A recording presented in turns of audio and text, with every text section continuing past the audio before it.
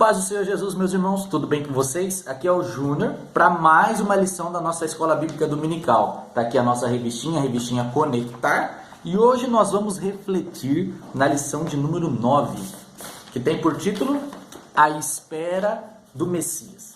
Pessoal,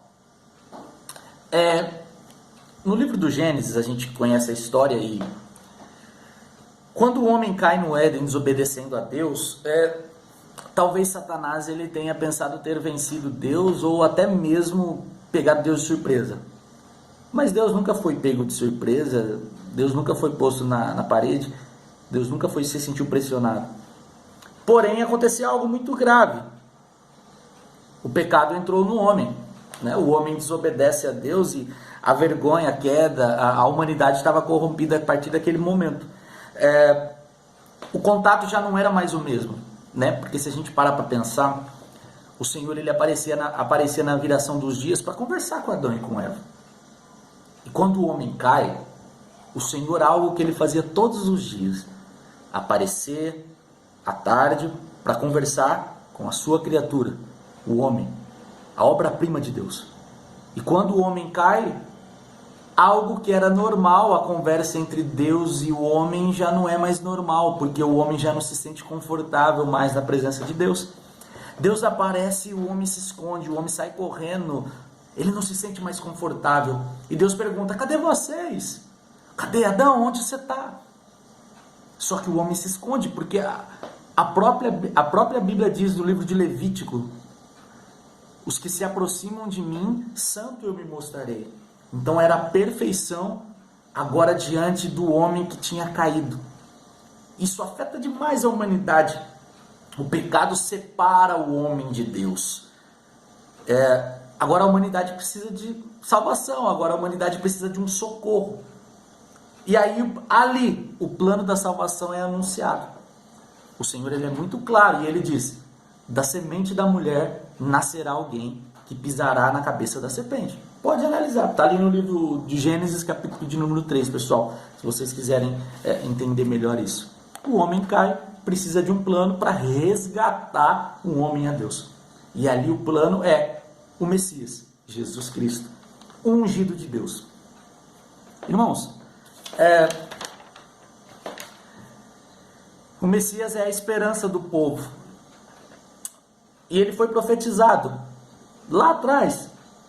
No Gênesis, a promessa havia sido lançada, e no decorrer de todo o Antigo Testamento, os profetas anunciam a chegada do Messias, o Salvador. E nós entendemos, Jesus Cristo. Mas infelizmente, nem todos entendem dessa maneira. A Bíblia fala no Evangelho de João que ele veio para os seus, mas os seus não o reconheceram. Mas nós reconhecemos. O Messias foi profetizado, né? Há muitos anos atrás. Ele foi prometido. E para a gente hoje a gente não tem dúvida. Jesus Cristo é o Messias.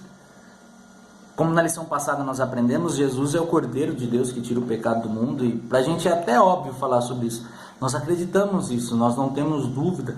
Nós temos plena convicção. A Bíblia fala isso. Jesus é o Messias. Mas naquela época nós precisamos pensar o seguinte. A lição fala isso. O povo não sabia quem era, como é que seria, de que família iria vir. O povo só tinha a palavra e a promessa, mas Deus, na sua infinita misericórdia, através do tempo, através dos seus profetas, melhor dizendo, ele vai dando sinais de como seria isso, de como aconteceria isso, até mesmo o seu aspecto físico, o aspecto físico do Messias, como seria. E isso foi enchendo o povo de esperança, porque o Messias era a promessa de reconciliação com Deus. E é muito interessante, no livro do Salmo 146:7, olha o que a Bíblia fala, misericórdia. Jesus ele é considerado misericordioso, que faz justiça aos oprimidos, ou melhor, o Messias seria misericordioso, que faz justiça aos oprimidos, que dá pão aos famintos. O Senhor solta os escarnecedores, o Senhor abre os olhos dos cegos, o Senhor levanta os abatidos, o Senhor ama os justos. No livro de Isaías, do profeta Isaías, fala um pouco do aspecto físico de como seria o Messias. Olha o que a Bíblia fala. Era desprezado e o mais indigno entre os homens, homem de dores, experimentado nos trabalhos, e comum de quem os homens escondiam um rosto. Ele era desprezado e não fizemos dele caso algum. Era o Deus falando de como seria a vinda do Messias, de como que ia acontecer, como ele seria.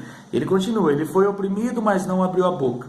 Como um cordeiro foi levado ao matadouro e como a ovelha muda perante os seus tosqueadores. Ele não abriu a sua boca. Pessoal, Deus ele sempre deu sinais através dos seus profetas de como seria isso. E mesmo assim o povo o rejeitou. A Bíblia fala no Evangelho de João que ele veio para os seus, mas os seus o rejeitaram. Até mesmo João Batista, em um certo momento, ele tem uma certa dúvida. João Batista, o que anunciou: eis aqui o Cordeiro de Deus que tira o pecado do mundo. João Batista, a voz que clama no meio do deserto. Em um momento ele fala: eis aqui o Cordeiro de Deus que tira o pecado do mundo. Em outro momento, ele chama um dos seus discípulos, João Batista chama um dos seus discípulos e fala assim: gente, vai lá perguntar para esse Jesus se é ele mesmo. Faz o seguinte, vai lá para Jesus e pergunta se é ele o Messias, o prometido, se é ele o Cordeiro de Deus, porque eu estou em dúvida. João Batista teve isso. E a resposta de Jesus foi maravilhosa. Talvez a gente, não é a resposta que o mundo hoje em dia, os tempos, porque a gente é muito imediatista, a gente quer sim ou não. E Jesus ele é tão maravilhoso que quando João Batista pergunta para ele, ele não fala assim, ó, fala para ele que sou eu. Ele responde através da sua palavra. Olha que maravilhoso. Ele fala assim, ó, vai lá para João Batista e fala o seguinte: fala para ele que os cegos veem, os coxos andam, os leprosos são limpos, os surdos ouvem, os mortos são ressuscitados e aos pobres é anunciado o evangelho. Por que Jesus responde dessa forma? Porque João Batista conhecia o que tinha sido profetizado lá atrás. No livro de Isaías está escrito: então os olhos dos cegos serão abertos e os ouvidos dos surdos se abrirão. Então os coxos saltarão como cervos e a língua dos mudos cantarás.